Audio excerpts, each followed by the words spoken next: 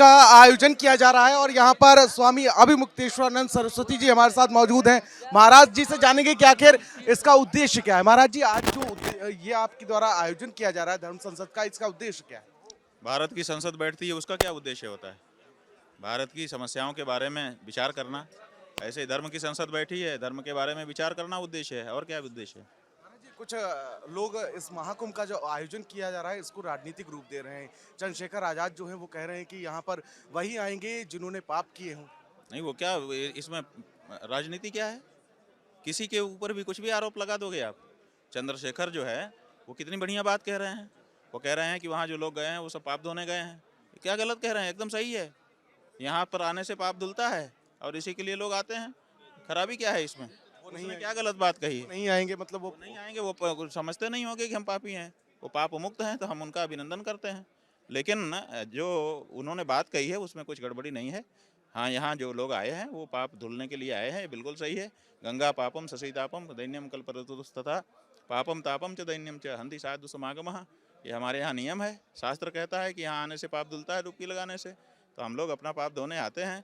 हमसे जाने से और कभी कभी अनजाने से भी पाप होता है। कभी कभी हम नहीं जानते रहते हैं कि हमसे ये हो गया, लेकिन हो जाता है ना? तो इसलिए जो जान में है वो तो है ही है, जो नहीं है जान में, अनजाने में कुछ हो गया होगा तो उसका भी तो धोना है। वो कौन धोएगा?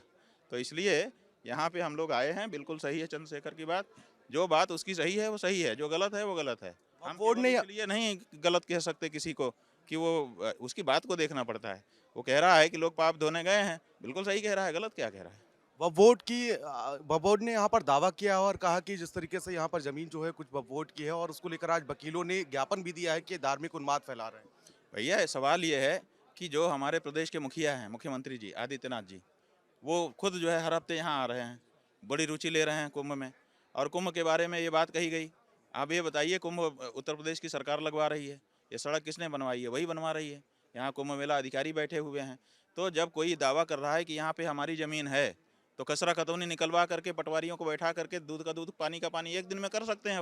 वो कॉल कर दें सारे अधिकारी, सब नजरी नक्शा और ये सब जो जो अभिलेख हैं निकाल करके दिखाओ और कह दो कि दिखाओ इसमें कहाँ तुम्हारी ज़मीन है।